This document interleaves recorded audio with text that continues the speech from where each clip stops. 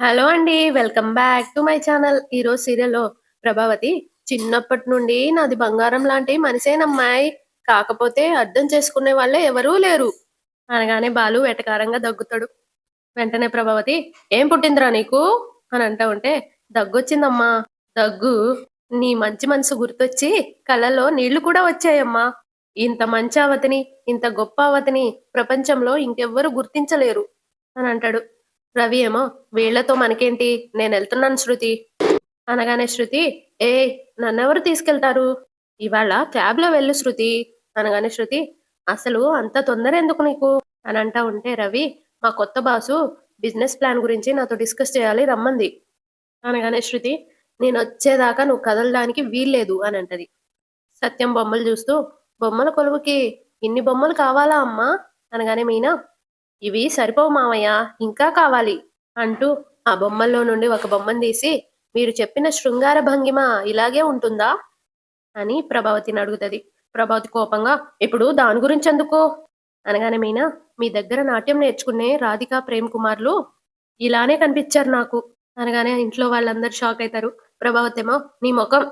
నీ కంటికి అన్నీ తప్పుగానే కనిపిస్తాయి" అని అంటా ఉంటే బాలు "ఏంటి తప్పుగా కనిపిచ్చేది? తప్పే. ఇంత దగ్గరగా ఉన్నారంటే అనుమానించాల్సిందే" అని అంటాడు.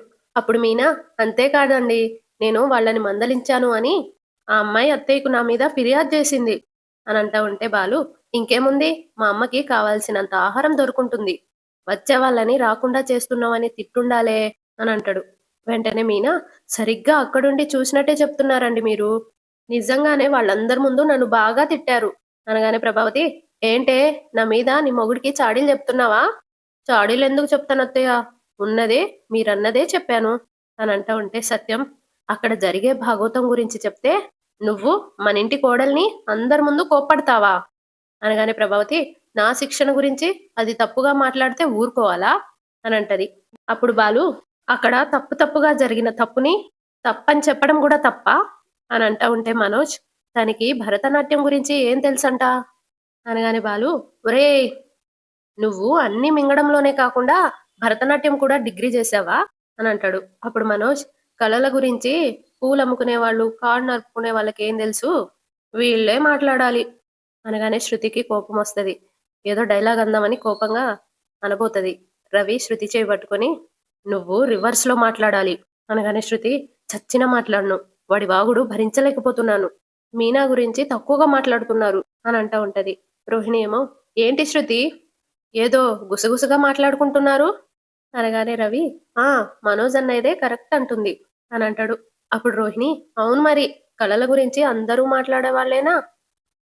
దానికి గూడా అర్హతుండాలి" అని అంటా ఉంటే బాలు "అవును.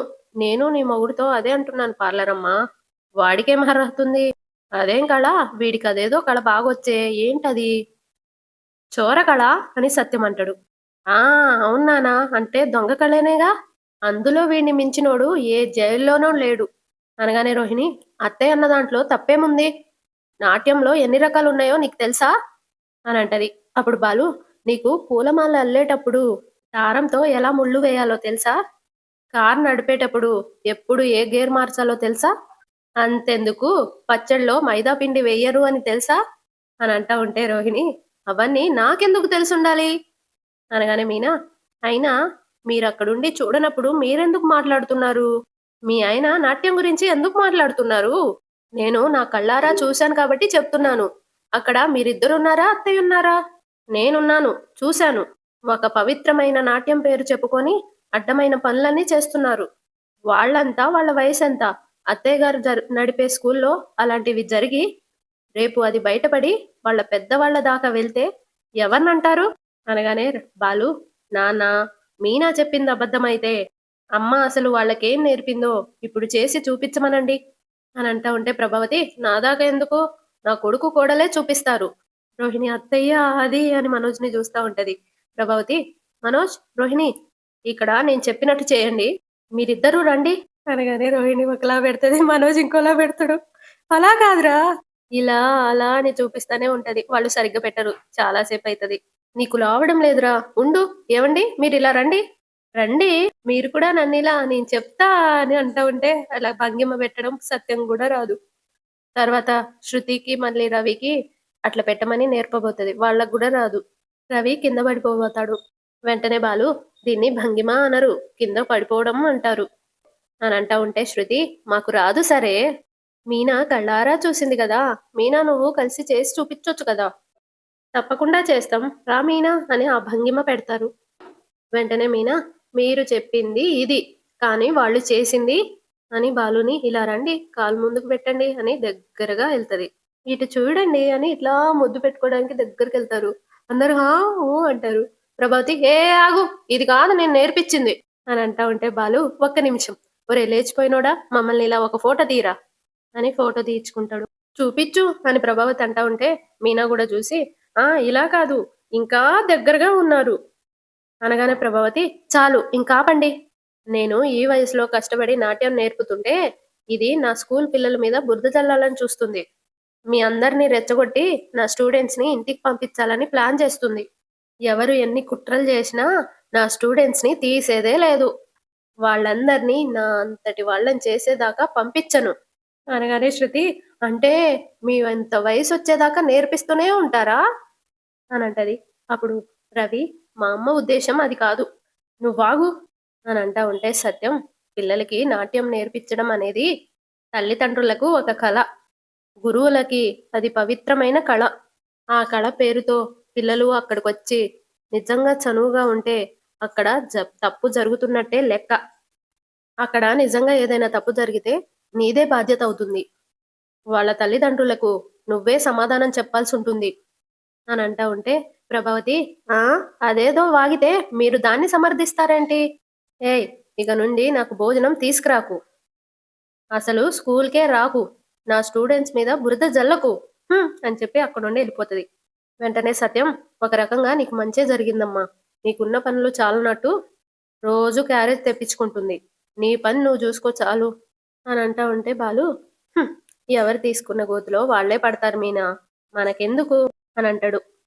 తరువాత మనోజ్ వాళ్ళ షాప్‌లో డల్‌గా కూర్చొని ఉంటాడు. అక్కడికి రోహిణి వెళ్తది. మనోజ్ ఎందుకంత డల్‌గా ఉన్నావు? ఏమైంది? ఏం లేదు అని మనోజ్ అంటాడు. 5,000 నేను ఇచ్చేశాను కదా! ఇంకేం ఆలోచిస్తున్నావు? అని అంటా ఉంటే మనోజ్ నేను ఆలోచిస్తుంది 5,000 గురించి కాదు. మన బిజినెస్ గురించి. ఈ మధ్య చాలా డల్ అయిపోయింది. ఏం చేస్తే మన బిజినెస్ డెవలప్ అవుతుందో నాకేం అర్థం కావడం లేదు. అనగానే రోహిణి అందుకని నువ్వు డల్‌గా ఉంటే ప్రాబ్లమ్ సాల్వ్ అవుతుందా? బిజినెస్ చేసేవాళ్ళెప్పుడూ కాన్ఫిడెంట్ గానే ఉండాలి. ఓనర్‌ల కాన్ఫిడెన్స్ చూసే కస్టమర్‌ల రెస్పాన్స్ ఉంటుంది. బీ స్ట్రాంగ్ అని అంటది. అక్కడికి ఒక కస్టమర్ ఫోన్‌లో మాట్లాడుకుంటూ వస్తూ యాహ్! 10,00,000 ట్రాన్స్‌ఫర్ చేస్తాను. వన్స్ నేనిచ్చాక మళ్ళీ తిరిగి తీసుకోవడం నాకిష్టముండదని నీకు తెలుసు కదా! It's okay man. నాకు మనీ ముఖ్యం కాదు. మన రిలేషన్ ముఖ్యం. Okay bye. లవ్ యూ అని ఫోన్ కట్ చేసి మనోజ్ వాళ్ళ దగ్గరకొస్తాడు. మనోజ్ వాళ్ళేమో ఆయన మాట్లాడిన మాటలు చూస్తూ ఆయన్ని చూస్తూ ఉండిపోతారు. ఆ కస్టమర్ ఎక్స్‌క్యూజ్ మీ ఇక్కడ ఓనర్ అనగానే మనోజ్ సంతోషంగా లేసి నేనే సార్ నేనే చెప్పండి. ఏం కావాలి? అనగానే ఆ కస్టమర్ షోరూమ్ బయట నుండి చూస్తే బానే ఉంది. లోపల బిజినెస్ బావుందా? అనగానే మనోజ్ సూపర్ సార్. ఒకసారి వచ్చిన కస్టమర్సే మళ్ళీ మళ్ళీ వస్తూ ఉంటారు. కొత్త కస్టమర్లు రారా? అని అతను అడుగుతాడు. వెంటనే జోక్ చేశా. నాకు మీ ఫర్నిచర్ షాప్‌లో ఓ 10, 15 ఐటెమ్స్ కావాలి. చూపిస్తారా? అనగానే మనోజ్ ఓకే సార్. ఓకే. చూపిస్తాను రండి. రండి సార్ అని బెడ్ దగ్గరికి తీసుకెళ్ళి సార్ మా దగ్గర ఉన్న బెస్ట్ బెడ్‌లో ఇదొకటి. అనగానే ఆ కస్టమర్ దీని మీద పడుకుంటే రోజు మంచి కలలొస్తాయి అంటావు. అని అంటా ఉంటే మనోజ్ ఆ కలలు నిజాలు కూడా అయిపోతాయి సార్. వెరీ నైస్ అని కస్టమర్ అంటాడు. మనోజ్ మొత్తం షాప్ మొత్తం తిప్పి మొత్తం చూపిస్తాడు. సోఫాలు, డైనింగ్ టేబుల్ అన్ని ఐటెమ్స్ చూపిస్తాడు. షాప్ మొత్తం చూపించేసాక మీకేం కావాలన్నా మా దగ్గర ఉన్నాయి సార్. అనగానే ఆ కస్టమర్ నైస్. అన్నీ నా రేంజ్‌కి తగ్గట్టుగానే ఉన్నాయి కదా! ఉన్నాయి సార్. మార్కెట్ ధర కంటే తక్కువగానే మీకిస్తాను సార్. అని అంటా ఉంటే ఆ కస్టమర్ తప్పకుండా నేను మీ దగ్గరే కొనాలని ఫిక్స్ అయ్యాను. అలాగే సార్ కూర్చోండి. రోహిణి ఒక్క నిమిషం ఇలా రా. ఇప్పుడే వస్తాను సార్ అని రోహిణిని తీసుకొని పక్కకెళ్తాడు. రోహిణి బిల్ కనీసం 10,00,000కి పైనే అయ్యేటట్టుంది. ఎలా చూసినా మనకి 2, 3 లక్షల లాభం వస్తుంది. యెస్ అని ఇద్దరు హైఫై ఇచ్చుకుంటారు. రోహిణి నేను చెప్పాను కదా! ఎప్పుడైనా లాభం వస్తుందని. నువ్వే అనవసరంగా కంగారు పడ్డావు. అని అంటా ఉంటే మనోజ్ నవ్వుతూ, ఇప్పుడు టెన్షన్ మొత్తం పోయింది. యెస్. దా అని చెప్పి మళ్ళీ అక్కడికెళ్తాడు. మొత్తం బిల్లేసేసి ఆ కస్టమర్‌కిచ్చి, మీరు ఆర్డర్ ఇస్తే మొత్తం రేపే తెప్పిస్తాను. అనగానే ఆ కస్టమర్, డోంట్ వరీ, నాకు హరీ ఏం లేదు. ఓ వారం తర్వాత ఆర్డర్ చేస్తాను అని అంటా ఉంటే, మనోజ్ ఇంకా రోహిణి ఒకళ్ళనొకళ్ళు చూసుకుంటారు. మనోజ్ వారం తరువాత అని అంటా ఉంటే ఆ కస్టమర్, యాహ్! నాకు మనీ అప్పుడే వస్తాయి కదా! ఎక్కడి నుండి సార్? అని మనోజ్ అడుగుతాడు. అప్పుడు ఆ కస్టమర్, నేను లాటరీ గెలవబోతున్నాను కదా! మనోజ్ ఇంకా రోహిణి షాక్ అయ్యి, లాటరీ గెలవబోతున్నారా? అని అంటారు. అవును. రూ. 10 పెట్టి ₹1,00,00,000 లాటరీ టికెట్ కొన్నాను. ఆ లాటరీ ఖచ్చితంగా నాకే వస్తుందని జ్యోతిష్యుడు చెప్పాడు. అనగానే మనోజ్, ఆ మాట చెప్పడానికి జ్యోతిష్యుడు ఎంత తీసుకున్నాడు? అని అడుగుతాడు. అప్పుడు ఆ కస్టమర్, జస్ట్ రూ. 516 మాత్రమే. ఈ లాటరీ నాకే వస్తుందని చెప్పాడు. ఆ డబ్బుతో ఇల్లు కొందాం అనుకున్నాను. ఇల్లుంటే ఆ ఇంట్లో ఫర్నిచర్ ఉండాలి కదా! అందుకే ముందుగానే ఆర్డర్ చేసి పెట్టుకుందామని వచ్చాను.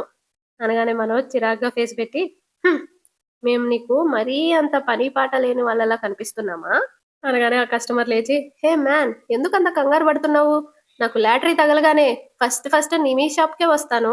అనగానే మనోజ్ కోపంగా, ఇంకోసారి లాటరీ అన్నావంటే చూడు, నాకు చాలా ప్రాబ్లమ్స్ ఉన్నాయి. నన్ను ఇరిటేట్ చేయకు. ఇలా చెప్పుకుంటూ పిచ్చోళ్ళ ఊరంతా తిరుగుతున్నావా? అనగానే ఆ customer, hey, what happened?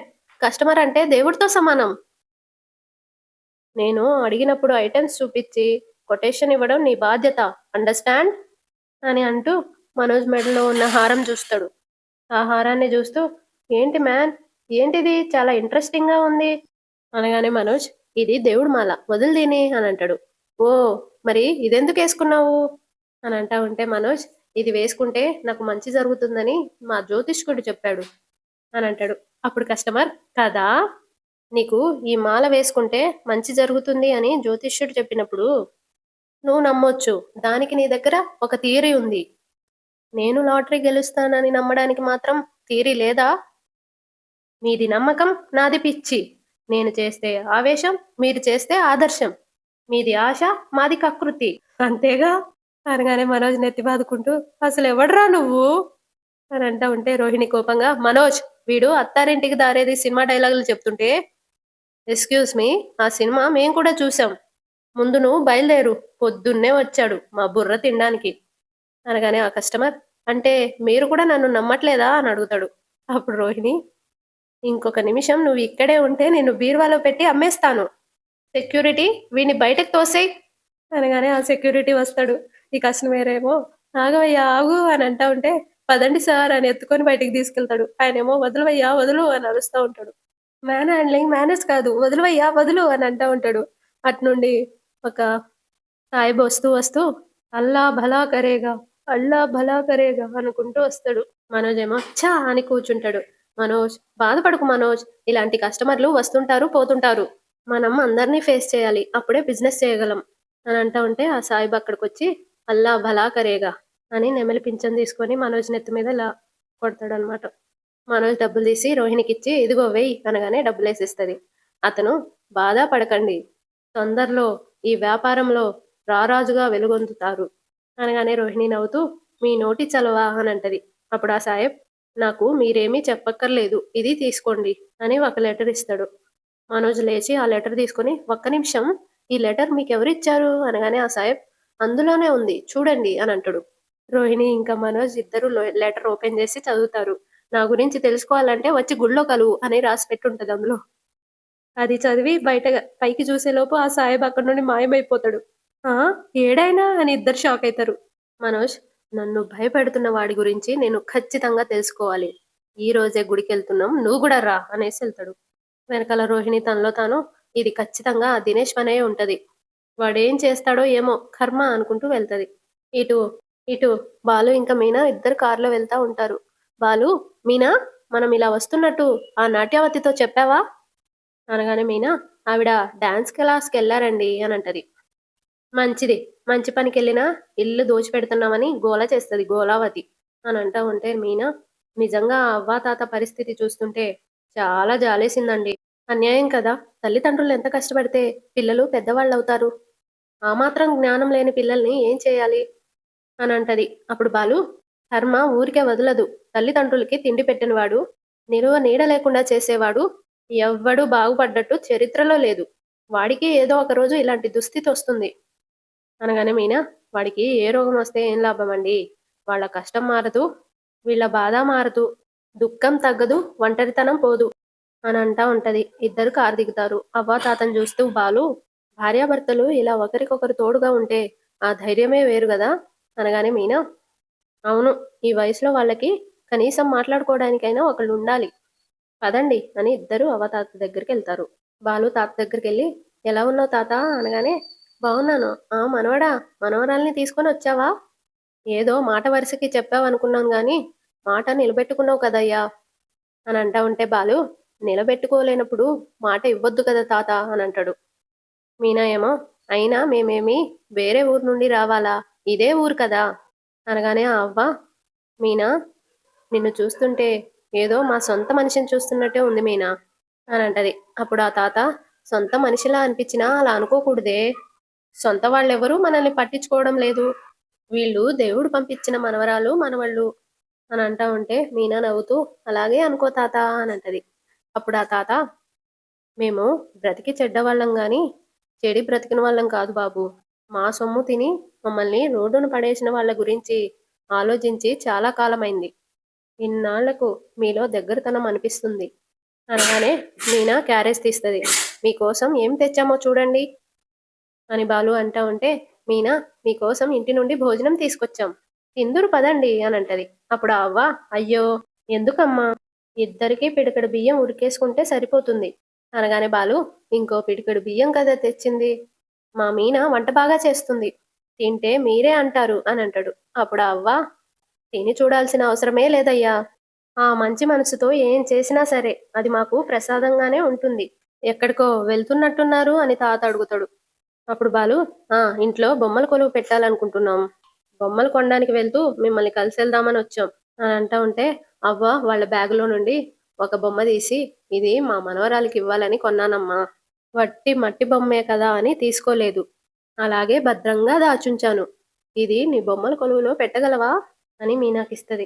Meena ఆ బొమ్మను చూస్తూ నవ్వుతూ, ఇది అవ్వ చేత్తో ఇస్తే వట్టి బొమ్మే ఎందుకు అవుతుంది, బొమ్మల కొలువులో అందాన్నిస్తుంది అని మీనా బ్యాగ్లో పెట్టుకొని పువ్వులు తీసి, ఇదిగో అవ్వ మీకోసమే తెచ్చాను అని పెట్టబోతుంది. అవ్వేమో, ప్రతిసారి ఎందుకమ్మా అనగానే మీనా, మీలాంటి పండు ముత్తైదులకు పసుపు కుంకుమ గాజులు పువ్వులు ఇస్తే తన ఐదోతనం నిలబడుతుంది అని ఓసారి నాకు ఓ పూజారి గారు చెప్పారు, అటు తిరగండి పెడతాను, తిరగండి అని పువ్వులు పెడుతుంది. అందరు నవ్వుకుంటారు. ఇటు ప్రభావతి డాన్స్ స్కూల్లో పిల్లలందరితో, మా కుటుంబం అంతా కలిసి బొమ్మల కొలువు పెడుతున్నాం, మీరంతా తప్పకుండా రావాలి అని అంటా ఉంటే కామాక్షి, మీ ఇంట్లో అన్ని బొమ్మలు ఎక్కడివి అంటే, బొమ్మల కొలువులో బొమ్మలే పెడతారు, నువ్వు నీ కోడళ్ళని కూర్చోబెడతావా ఏంటి, లక్ష్మి పార్వతి సరస్వతుల్లాగా అని అంటా ఉంటే ప్రభావతి, బొమ్మలన్నీ ఉంటాయి, నువ్వు వచ్చి చూసి కుళ్ళుకుంటూ తాంబూలం తీసుకో, పక్కకి తప్పుకుంటే పిల్లలు నాట్యం నేర్చుకుంటారు అనగానే కామాక్షి, 4 రోజులు పోతే నా ఇంట్లో నుండి నన్నే గెంటేసేలా ఉన్నావే, నేనలా ఎందుకంటాను కామాక్షి అనగానే కామాక్షి, ఇసుంటి రమ్మంటే ఇల్లంతా నాది అనే రకానివే కదా నువ్వు అనుకుంటూ అక్కడి నుండి వెళ్ళిపోతుంది. ప్రభావతి డాన్స్ నేర్పిస్తా ఉంటది. ప్రేమ్ కుమార్ని రాధికని అబ్జర్వ్ చేస్తుంది అనమాట. ఇద్దరు ఒకళ్ళనొకళ్ళు చూసుకొని నవ్వుకుంటారు. మీనా అన్న మాటలు గుర్తు తెచ్చుకుంటది.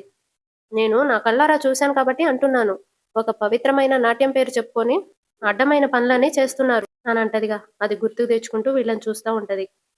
ఆపండి, నువ్వు వెనక్కి తిరుగు అని ప్రేమ్ కుమార్ని అంటది. ప్రేమ్ కుమార్, ఏమైంది మాస్టర్ అని అడుగుతాడు.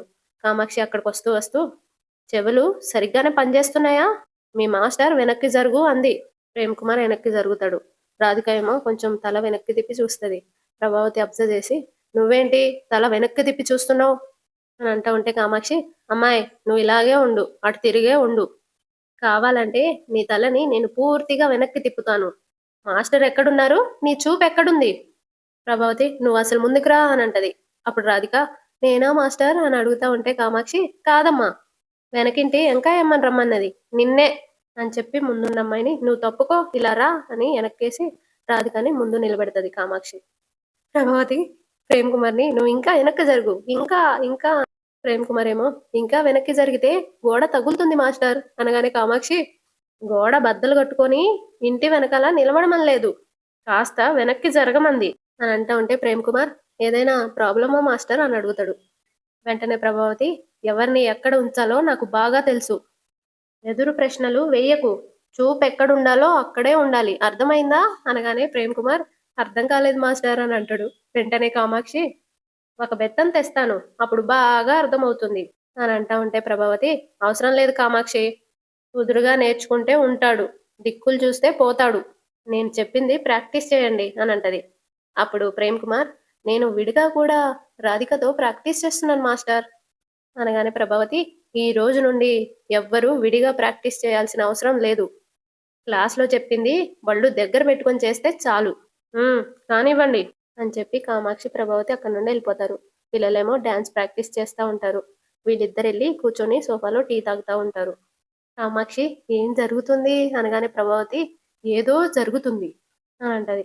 కామాక్షి ఏంటది అనగానే ప్రభావతి మీనా తిని కూర్చోలేక ఏదో ఒక సమస్య పుట్టిస్తూనే ఉంటుంది కదా అనగానే కామాక్షి నువ్వు మీనాకి సమస్యలు రాకుండా చేస్తేనే చాలు, అయినా తనేం చేసింది అనగానే ప్రభావతి ఆ ఇద్దరు గురించి ఇంట్లో ఏదో చెప్తుంది, అందుకేనా వాళ్ళిద్దరిని విడదీసింది అనగానే ప్రభావతి నువ్వేమైనా గమనించావా అని అంటూ ఉంటే కామాక్షి మొదటి నుండి గమనిస్తూనే ఉన్నాను, నీకేమనిపిస్తుంది అని ప్రభావతి అడుగుతుంది. వెంటనే కామాక్షి ఏదో ఒక రోజు నా కొంప ముంచేలా ఉన్నారని అనిపిస్తుంది. నీ కొంపకేమవుతుంది అని ప్రభావతి అంటది. నా కొంపలోనే కదా నువ్వు డాన్స్ స్కూల్ పెట్టింది, ముందు నా ఇంటికి పోలీసులు వస్తారు, తర్వాత నేను నీ ఇంటి అడ్రస్ చెప్తాను, అప్పుడు నీ కొంప కూడా మునుగుతుంది. ఎందుకు పోలీసులు వస్తారు అని ప్రభావతి కంగారు పడుతూ అడుగుతుంది. కామాక్షి ఏమో వాళ్ళు ఇక్కడ లవ్ చేసుకొని ఇంటి నుండి పారిపోయారు అంటే రెండు కుటుంబాలు పోలీసులు వచ్చి నా ఇంటి మీద పడతారు, నేను మాత్రం అప్పుడు మీ ఇంటి అడ్రస్ ఇచ్చి పంపుతాను, మీనా చెప్పింది అంటే అందులో ఏమాత్రం అనుమానమే లేదు, నాకు కూడా వాడి ప్రవర్తన చూస్తుంటే వళ్ళు మండిపోతుంది అనగానే ప్రభావతి నువ్వు నన్ను బెదరగొట్టుకు అని అంటది. కామాక్షి వాడి మొహం చూసావా, భరతనాట్యం చేసేలా ఉన్నాడా, గోనసంచ భుజాన్ని వేసుకొని వీధిలో కాగితాలు ఏరుకునే వాళ్ళ ఉన్నాడు, వాడు ఆ పిల్ల కోసమే చేరినట్టున్నాడు, ఇదిగో ఇప్పుడే చెప్తున్నాను వదినా, నా ఇంట్లో ఇలాంటి దరిద్రాలు జరిగితే మాత్రం నేను అస్సలు ఊరుకోను, ఇక మీ అన్నయ్య నన్ను ఈ ఇంటి చుట్టూ తిప్పిచ్చి అని అంటా ఉంటే ప్రభావతి ఆపు, అలాంటిది ఏమీ జరగదు, ముందు నువ్వు కాఫీ తాగు అని అంటాడు. ఇటు మనోజ్ రోహిణి బాడీగార్డ్ ముగ్గురు కారులో వస్తారు, గుళ్ళో దిగుతారు. మనోజ్ "హ్మ్, ఇవాళ ఆ ఆకాశరామన్నని బయట పెట్టి వాడంతా చూస్తాను, బాడీగార్డ్ అనగానే ఆ బాడీగార్డ్ ఎస్ బాస్, నేనేం చేయనక్కర్లేదు, వాణ్ణి కింద పడేసి నేను పైన కూర్చుంటే చాలు అని అంటాడు. రోహిణి ఏమో మీరిద్దరు వెళ్ళండి అనగానే మనోజ్ ఏంటి ఎందుకు అని అంటా ఉంటే రోహిణి తనలో తాను నువ్వు వాడి బండారం బయట పెట్టడం కాదు, వాడే గనక దినేష్ అయి ఉంటే నా బండారం బయట పెడతాడు అని అనుకుంటూ ఉంటది. మనోజ్ ఏమో వాడి వల్ల నువ్వెంత టెన్షన్ పడ్డావు, ఇప్పుడు భయపడతావేంటి, రా రోహిణి అని అంటాడు. వెంటనే రోహిణి లేదు లేదు, నాకు మెసేజ్లు వస్తున్నాయి, క్లయింట్లు వెయిట్ చేస్తున్నారు, నేను వెళ్ళాలి అనగానే మనోజ్ ఇది అంతకంటే ఇంపార్టెంట్ విషయం రోహిణి, నన్ను అంత టెన్షన్ పెట్టిన వాణ్ణి మామూలుగా అయితే నువ్వు వదలవు కదా, ఇప్పుడు ఎందుకు భయపడుతున్నావు, మన దగ్గర కింగ్ కాంగ్ లాంటి బాడీగార్డ్ ఉన్నాడు అని అంటూ బాడీగార్డ్తో వాడిని చూడగానే నేను నీకు సైగ చేస్తాను, నువ్వు వచ్చి వాడిని కదలకుండా పట్టుకో అని అంటాడు. ఆ బాడీగార్డ్ సరే బాస్ అని అంటాడు. కమాన్ అని వెళ్తారు. అక్కడ దినేష్ స్వామీజీలాగా గెటపేసుకొని భక్తులతో మాట్లాడుతూ ఉంటాడు. ఓ నిరంజన్ మీకేమీ కాదు వెళ్తూ ఉండండి అని భక్తుల్ని ఆశీర్వదిస్తూ ఉంటాడు. మనోజ్ ఆ స్వామీజీని చూసి ఈ స్వామీజీ దగ్గరికి వెళ్తే నిజం తెలుస్తుందేమో, రా రోహిణి అని అంటాడు. రోహిణి ఏమో ఏ వద్దొద్దు వెతుకుదాం పదా అని అంటది. రా రోహిణి నువ్వు రా రోహిణి అని తీసుకొని వెళ్తాడు. స్వామీజీ అని మనోజ్ దండం పెడతాడు.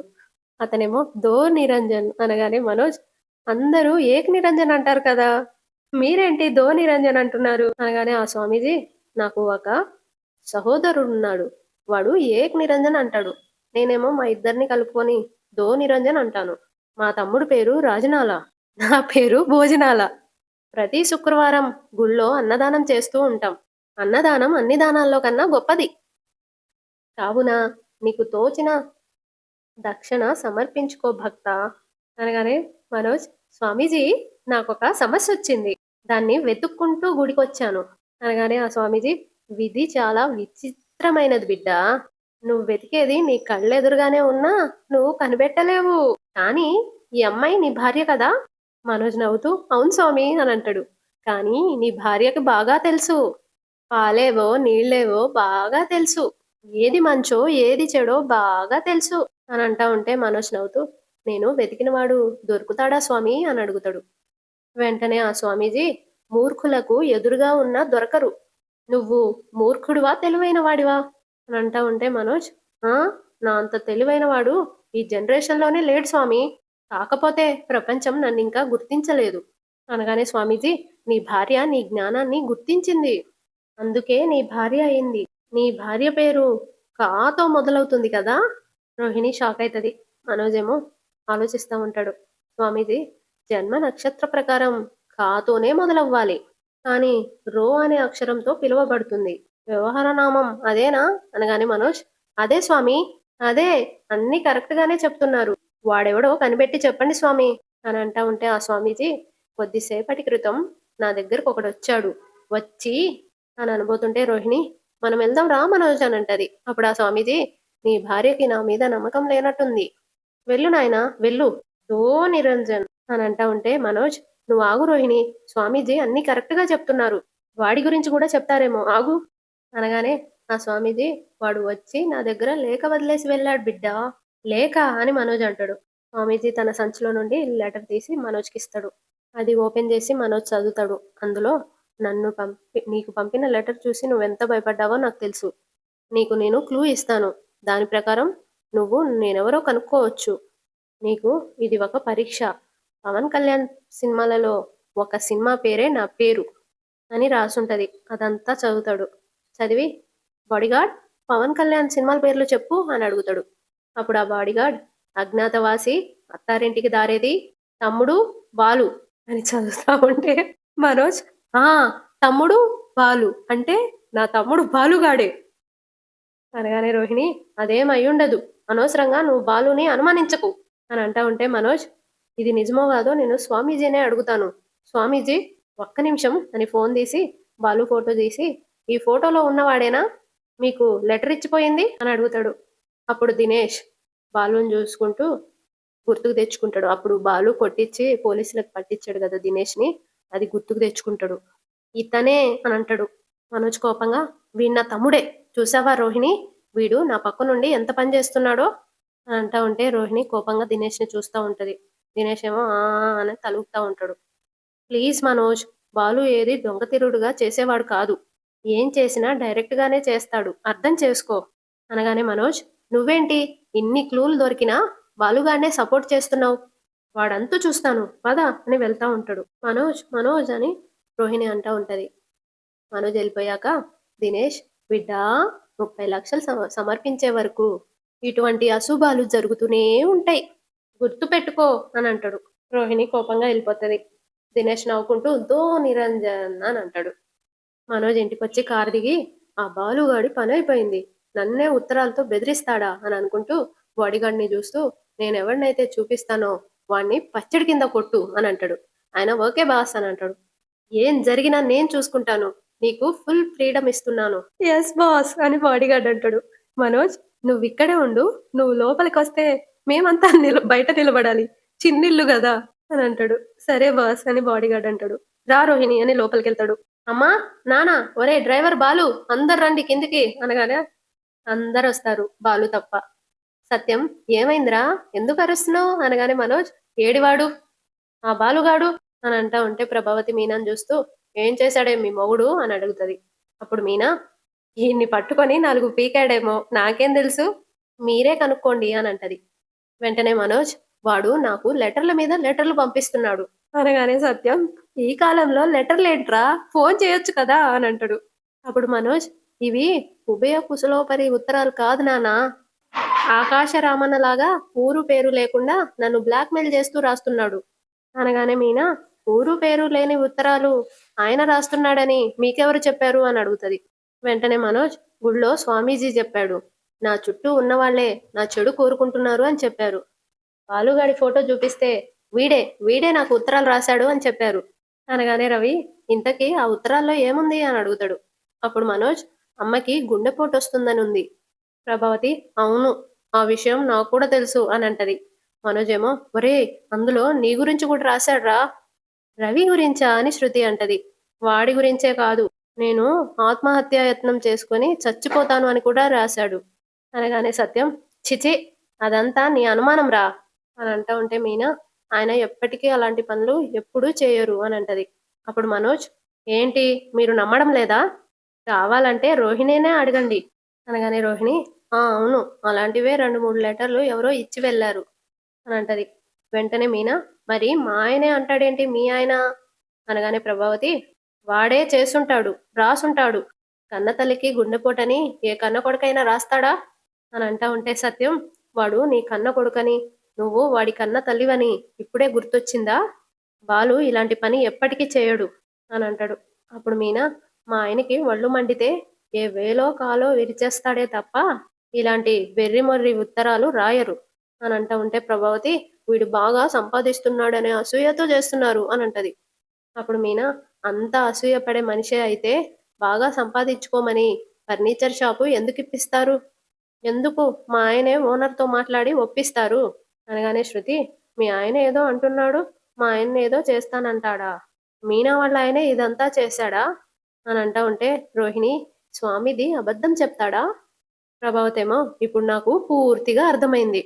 వాడు వీణ్ణి ప్రశాంతంగా బ్రతకనివ్వడు. వెళ్ళండి, ఈ ఇంట్లో నుండి మీరిద్దరూ వెళ్ళిపోండి. ఏం మాట్లాడుతున్నావు నువ్వు అని సత్యం అంటాడు. వెంటనే ప్రభావతి, నేను నిజమే చెప్తున్నాను. వాడు వీణ్ణి రోహిణిని ఎప్పుడూ ఓర్వలేదు. అందరికన్నా బాగా సంపాదిస్తుంటే చూసి తట్టుకోలేడు. అనగానే మీనా, ఎందుకు అందరూ మా ఆయన మీదే నిందలు వేస్తున్నారు? మా ఆయన ఏదైనా ఎదురుగా నిలబడి ధైర్యంగా మాట్లాడతారు. ఇలా పిరికోళ్ళ ఎనకుండి బెదిరించరు. అనగానే ప్రభావతి, వాడేమైనా ఇంతకు ముందు కల్కి యుద్ధం చేశాడా అని అంటది. అప్పుడు మీనా, మా ఆయన గురించి నాకు బాగా తెలుసు. అనగానే ప్రభావతి, లేదు, వాడే వాడే చేసుంటాడు. ఇక మీరిద్దరూ ఈ ఇంట్లో ఉండడానికి వీల్లేదు. అనగానే మీనా, ఎందుకు వీల్లేదు? అనవసరంగా ఏదేదో ఊహించుకొని నిందలు వేస్తుంటే తలదించుకొని వెళ్ళిపోమంటారా? ఎందుకు వెళ్ళాలి అని అంటది. ప్రభావతి, ఏయ్, ఇది నా ఇల్లు. నా ఇంట్లో నిలబడి మాట్లాడుతున్నావని గుర్తుపెట్టుకో. అనగానే మీనా, ఇది నా ఇల్లు కూడా. మమ్మల్ని వెళ్ళిపో అనే అధికారం మీకు కూడా లేదు. అందరితో పాటు ఇక్కడే ఉండే హక్కు నాకు ఉంది అని అంటా ఉంటే ప్రభావతి, ఏంటే హక్కులు అధికారాల గురించి మాట్లాడుతున్నావు? పువ్వులు అమ్ముకునేదానివి నువ్వు నా హక్కుల గురించే ప్రశ్నించేదానివయ్యావా? ప్రభ అని సత్యం అంటాడు. ప్రభనే మాట్లాడుతున్నాను. ఈ మొగుడు పెళ్ళాలు నా ఇంటికి శనిలా దాపరించారు. ఇంత దూరం వచ్చాక వీళ్ళిద్దరిని నా ఇంట్లో చచ్చినా ఉండనివ్వను. మనోజ్, ఫోన్ చేయి వాడికి, వెంటనే రమ్మను. అనగానే మీనా, ఫోన్ చేసి పిలిస్తే ఇలా నిందలు వేస్తున్నారు అని తెలిస్తే మా ఆయన ఊరుకోడు అని అంటా ఉంటది. అంతటితో ఈరోజు ఎపిసోడ్ అయిపోతుంది. సబ్స్క్రైబ్ చేసుకోండి, లైక్ కూడా చేయండి.